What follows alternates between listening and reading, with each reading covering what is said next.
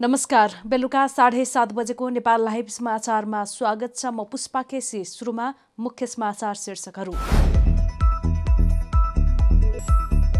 इन्धन मूल्य वृद्धिको मारबाट जोगाउन सवारी साधनमा जोर बिजोर प्रणाली लागू गर्न आयल निगमको प्रस्ताव।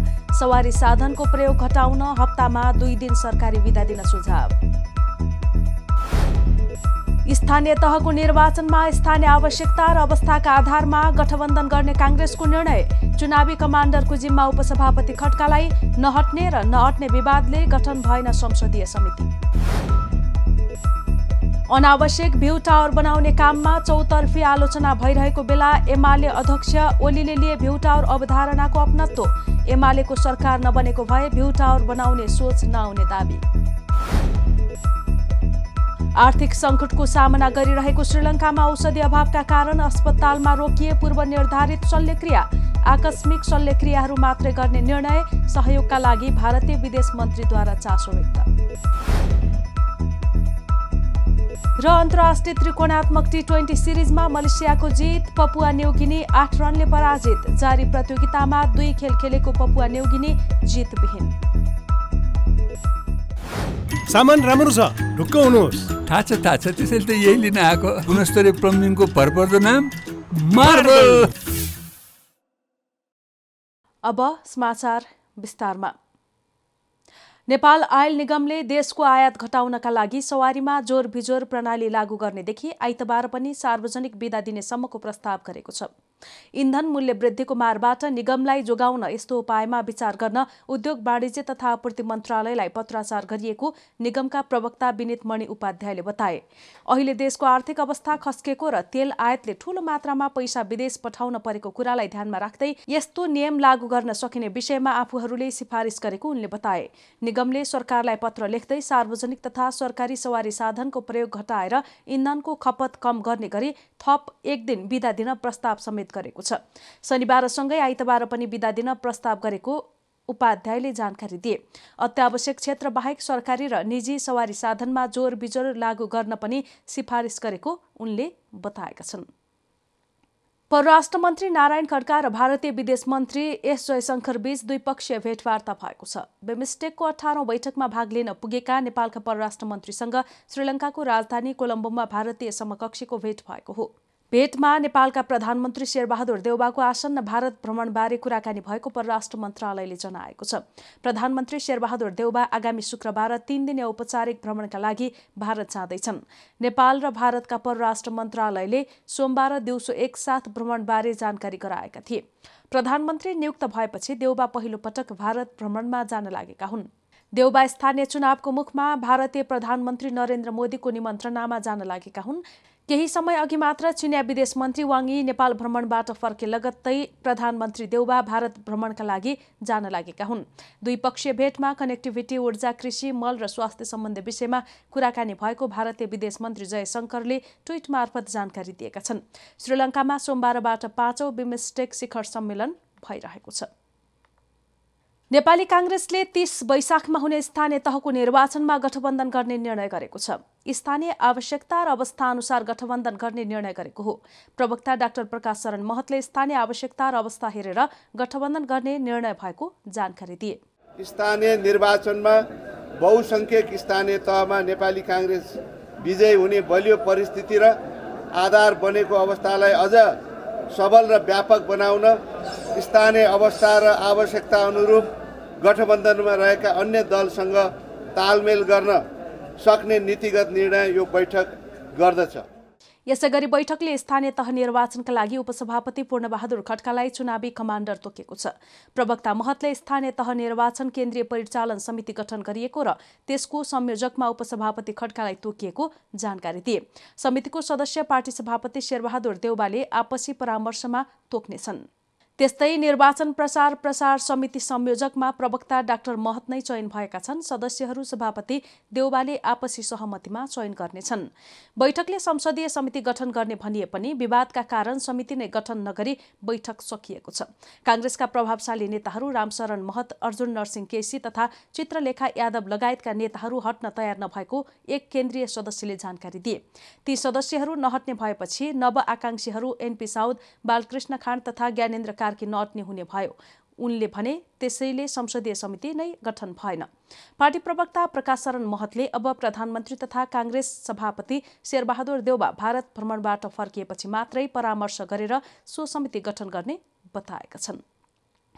विवेकशील साझा पार्टीको बखुण्डल स्थित कार्यालय अनिश्चितकालका लागि बन्द गरिएको छ। मंगलबार पार्टी कार्यालय परिसरमा दुई पक्षबीच तनाव उत्पन्न भएपछि कार्यालय नै बन्द गरिएको हो। मंगलबार पार्टी कार्यालयमा दुई पक्षको कार्यक्रम जुधेको थियो। अध्यक्ष रविन्द्र मिश्र पक्षले नवनियुक्त प्रदेश संयोजक र इन्चार्जहरूलाई शुभकामना दिने कार्यक्रम राखेको थियो। बिहान 10 बजेका लागि कार्यक्रम तय गरिएको थियो। त्यस्तै संगठन विभाग प्रमुख निर्देश सिलवाल पक्षले पार्टीका पछिल्लो गतिविधिहरूको जानकारी दिने उद्देश्यले बिहान 11 बजे पत्रकार सम्मेलन आयोजना गरेको थियो। दुई पक्षले कार्यक्रम जुधाएपछि पार्टी कार्यालयमा तनावको स्थिति उत्पन्न भएको हो। प्रहरीले दुवै पक्षलाई कार्यालय परिसरबाट बाहिर निकालेको थियो। पार्टी कार्यालयको तर्फबाट भने कार्यालय बन्द गरिएको सूचना टाँसिएको छ। केही व्यक्तिहरूले अनधिकृत तवरले कार्यक्रम गर्न खोजेपछि त्यसको कारण उत्पन्न हुने जोखिमलाई ध्यानमा राखेर अर्को निर्णय नहुँदासम्म कर्मचारी बाहेक अन्यका लागि कार्यालय बन्द रहेको सूचित गरिन्छ, सूचनामा भनिएको छ। सिलवालले भने विवेकशील साझा पार्टीलाई मिश्रले राप्रपामा लैजान लागेको भन्दै आफूहरूले विरोध गरेको बताए। विवेकशील साझा कुनै पनि हालतमा राप्रपाकरण हुन सक्दैन। राप्रपासँग एकीकरणका लागि सहमति जनाउन सक्दैनौं। हामी निर्वाचन आयोगमा पनि गइसकेका छौं। कार्यालय परिसरमा उनले भने। मिश्रले पार्टीलाई एकलौटी ढंगले चलाएको भन्दै एक पक्षले उनलाई स्पष्टीकरण सोधेको छ। तर मिश्र पक्षका नेता तथा प्रवक्ता शरदराज पाठकले पार्टी विधान अनुसार चलिरहेको दावी गरेका छन्। नेकपा एमालेका अध्यक्ष केपी शर्मा ओलीले आफ्नो पार्टीको सरकार नबनेको भए भ्यू टावर बनाउने सोच नआउने दावी गरेका छन्। विकासको नाममा अनावश्यक भ्यू टावर बनाउने काम भइरहेको भन्दै सार्वजनिक रूपमा आलोचना भइरहेको बेलामा ओलीले यस सम्बन्धी अवधारणाको अपनत्व लिएका हुन्। एमालेको सरकार बन्दैन्थ्यो भने यतिको भ्यू टावर बनाउने र यहाँ लिफ्ट राख्ने सोच साधारणतया भन्ने हो भने आउने थिएन। किनभने विकास सम्बन्धी अवधारणा आएको हुनाले त्यो अवधारणालाई अगाडि बढाउँदा स्वाभाविक रूपमा यी कुराहरू भए। मंगलबार तिलोत्तमा नगरपालिकाको व्यावसायिक बहुउद्देश्य भवन उद्घाटन समारोहमा सम्बोधन गर्दै ओलीले भने।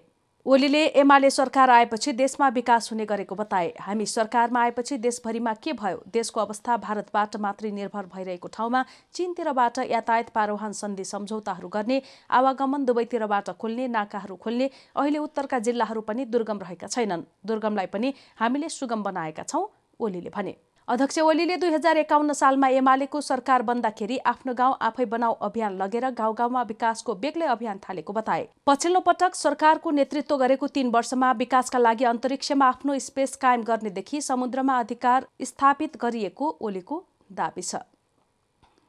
नेपाली कांग्रेसको केन्द्रीय समितिको बैठकमा योजना आयोगका पूर्व उपाध्यक्ष समेत रहेका प्राध्यापक डाक्टर गोविन्दराज पोखरेलले अर्थतन्त्रको अवस्थामा सुधार गर्न नसकिए आगामी महिना औषधि खरिद गर्न समेत नसकिने भन्दै ध्यानाकर्षण गराएका छन्। केन्द्रीय कार्य समितिको बैठकमा लिखित ध्यानाकर्षण पत्र पेश गर्दै उनले विनिमय सञ्चित यसरी नै घट्दै जाँदा देशको साख गुम्ने मात्रै नभई औषधि समेत खरिद गर्न नसकिने बताएका हुन्। उनले भनेका छन् आगामी महिना विदेशी विनिमय सञ्चित थप घटेमा मुलुकको साख गुम्ने मात्रै होइन, हामीले दैनिक उपभोग्य सामग्रीदेखि औषधि खरिद गर्न समेत पाउने छैनौं। यसले विश्व समुदायले नेपालप्रति हेर्ने दृष्टिकोणमा समेत असर गरेर वैदेशिक लगानीलाई निरुत्साहित पार्ने उनको भनाइ छ। माघ महिनासम्म रेमिट्यान्समा 4.9% कमी आई 5 खर्ब 40 अर्ब 12 करोडमा सीमित भएको तथ्याङ्क उनले पेश गरेका छन्। रेमिट्यान्स पनि कमाउने, कोभिडका कारण पर्यटक आगमनमा कमी हुने र भरोसा योग्य र विश्वसनीय लगानीको माहौल नबनाउँदा विदेशी लगानी समेत धेरै नआउने कारणले गर्दा विदेशी विनिमय सञ्चितमा निरन्तर समस्या देखिएको उनले बताएका छन्। व्यापार घाटा बढ्दो रहेको बताउँदै गत वर्षको तुलनामा करिब 39% आयात वृद्धि भएर फागुनसम्ममा 13 खर्ब 8 अर्ब रुपैयाँको वस्तु तथा सेवा आयात भएको तथ्याङ्क प्रस्तुत गरेका छन्। पोखरेलले बाँकी महिनाहरूमा समेत आयात उच्च हुने हुँदा व्यापार घाटा 17 खर्ब नाग्न सक्ने प्रक्षेपण गरेका छन्। आन्तरिक व्यवस्थापनमा कमी र बाह्य कारणले मूल्य वृद्धि पनि आकाशिएको उनको भनाइ छ। यसले आम जनता मारमा परेको बताउँदै रुस र युक्रेन बीचको युद्धको बहानामा व्यापारीले कृत्रिम मूल्य वृद्धि गरिरहेको तर्फ समेत पोखरेलले ध्यानाकर्षण गराएका छन्। हामी नेपाल लाइभ समाचारमा छौं। अब अन्तर्राष्ट्रिय समाचार।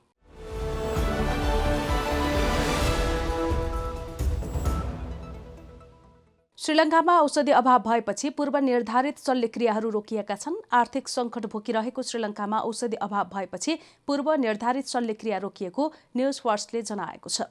औषधि अभावका कारण पेरादेनिया शिक्षण अस्पतालले आकस्मिक शल्यक्रियाहरू मात्रै गर्ने निर्णय गरेको छ। पेरादेनिया विश्वविद्यालय अन्तर्गतको उक्त शिक्षण अस्पताल श्रीलङ्कामा ठूला सामुदायिक अस्पताल मध्ये पर्दछ। पछिल्लो समय विदेशी मुद्रा सञ्चित अभावका कारण श्रीलङ्काले विदेशबाट चाहिए जति सामान ल्याउन सकेको छैन। यसैबीच श्रीलङ्का भ्रमणमा रहेका भारतीय विदेश मन्त्री एस जयशंकरले औषधि अभावका कारण शल्यक्रिया रोकिएको समाचारले आफू दुखित भएको बताएका छन्। उनले औषधि अभावमा कसरी सहयोग गर्न सकिन्छ भनेर कोलम्बो स्थित भारतीय हाई कमिश्नर गोपाल वाग्लेलाई भनेको जानकारी दिएका छन्। नेपाल लाइभ समाचारमा अब खेल समाचार।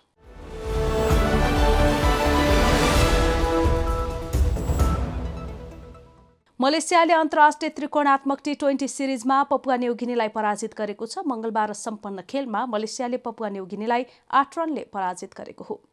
जारी प्रतियोगितामा 2 खेल खेलेको पपुवा न्युगिनी जितविहीन छ। पहिलो खेलमा पपुवा न्युगिनी घरेलु टोली नेपालसँग 15 रनले पराजित भएको थियो।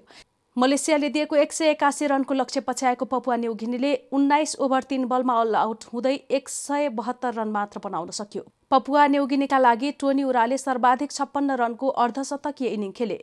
यस्तै नोर्मान भानुआले 45 रन बनाए। अन्य ब्याटर भने चल्न सकेनन्। मलेसियाका लागि सर्बिन मुनियान्डीले सर्वाधिक 4 विकेट लिए। यस्तै मोहम्मद वाफिक र बिरनदीप सिंहले 3-3 विकेट लिए। यसअघि टियु क्रिकेट मैदानमा टस जितेर पहिले ब्याटिङ गरेको मलेसियाले 20 ओभरमा 3 विकेट गुमाएर 180 रन बनाएको थियो। मलेसियाका लागि कप्तान अहमद फाइज र बिरनदीप सिंहले अर्धशतकीय इनिङ खेलेका थिए। बिरनदीपले अविजित रहँदै सर्वाधिक 59 रन जोडे भने अहमद 56 रनमा आउट भए। पपुवा न्युगिनीका लागि नोर्मन भानुआले सर्वाधिक 2 विकेट लिए। यता नोसेन पोकानाले 1 विकेट लिए। अब मलेसियाले भोलि बुधबार नेपालसँग खेल्नेछ। नेपाल औषधि उत्पादक संघको आयोजनामा आउँदो वैशाख 9 देखि 11 गतेसम्म चितवनमा नेपाल फर्मा एक्सपो 2022 हुँदैछ। आत्मनिर्भर उन्मुख नेपाली औषधि उत्पादन र अन्तर्राष्ट्रिय स्तरमा औषधि उत्पादनमा प्रयोग हुने प्रविधि र औजार सम्बन्धी विशेष प्रदर्शनी हुने उक्त मेलामा सहभागिताका लागि सम्पूर्ण चिकित्सक, स्वास्थ्य कर्मी, फार्मासिस्ट र औषधि व्यवसायीहरूलाई हार्दिक अनुरोध गर्दछौं। सामान राम्रो छ, ढुक्क हुनुहोस्। थाहा छ त्यसैले त यही लिन आएको। गुणस्तरीय प्लम्बिङको भरपर्दो नाम मार्बल। नेपाल लाइभ समाचार सकिएको छ। समाचारको अन्त्यमा मुख्य समाचारका शीर्षकहरू फेरि पटक। इन्धन मूल्य वृद्धिको मारबाट जोगाउन सवारी साधनमा जोर बिजोर प्रणाली लागू गर्न आयल निगमको प्रस्ताव। सवारी साधनको प्रयोग घटाउन हप्तामा 2 दिन सरकारी बिदा दिन सुझाव। स्थानीय तहको निर्वाचनमा स्थानीय आवश्यकता र अवस्थाका आधारमा गठबन्धन गर्ने कांग्रेसको निर्णय। चुनावी कमान्डरको जिम्मा उपसभापति खड्कालाई नहट्ने र नहट्ने विवादले गठन भएन संसदीय समिति। अनावश्यक भ्यू टावर बनाउने काममा चौतर्फी आलोचना भइरहेको बेला एमाले अध्यक्ष ओलीले लिए भ्यू टावर अवधारणाको अपनत्व। एमालेको सरकार नबनेको भए भ्यू टावर बनाउने सोच नआउने दाबी। आर्थिक संकटको सामना गरिरहेको श्रीलङ्कामा औषधि अभावका कारण अस्पतालमा रोकिए पूर्व निर्धारित शल्यक्रिया। आकस्मिक शल्यक्रियाहरू मात्रै गर्ने निर्णय। सहयोगका लागि भारतीय विदेश मन्त्रीद्वारा चासो व्यक्त। र अन्तर्राष्ट्रिय त्रिकोणात्मक T20 सिरिजमा मलेसियाको जित। पपुवा न्युगिनी 8 रनले पराजित। जारी प्रतियोगितामा 2 खेल खेलेको पपुवा न्युगिनी जितविहीन। नेपाल लाइभ समाचार आज यति नै। हाम्रा अन्य कार्यक्रम नेपाल लाइभको Facebook page, YouTube channel, Twitter र हाम्रो वेबसाइट नेपाललाइभ.com मा पढ्न र हेर्न सक्नुहुनेछ। नमस्कार।